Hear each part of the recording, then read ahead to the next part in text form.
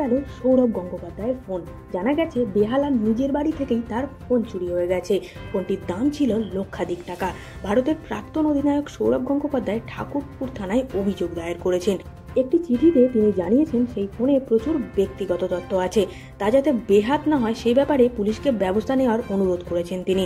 জানা গেছে সৌরভ গাঙ্গুলী শহরের বাইরে ছিলেন।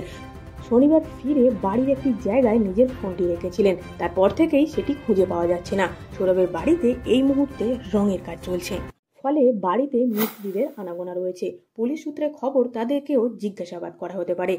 ঠাকুরপুকুর থানার অফিসার ইনচার্জের উদ্দেশ্যে শনিবার একটি চিঠি লিখেছেন দাদা। সেখানে তিনি জানিয়েছেন তার বাড়ি থেকে একটি মোবাইল চুরি গেছে। শেষবার সকাল 11:30 নাগাদ নিজের বাড়িতে ফোনটিকে দেখেছিলেন বলে জানান সৌরভ গাঙ্গুলী। পরে সেটির আর খোঁজ পাওয়া যায়নি।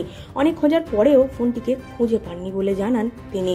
চিঠিতে লিখেছেন তার ফোনটি হারিয়ে যাওয়ায় তিনি ভীষণভাবে চিন্তিত, কারণ সেই ফোনে শুধু ব্যক্তিগত তথ্যই নেই, আরও বেশ কিছু অ্যাকাউন্টের অ্যাক্সেস রয়েছে।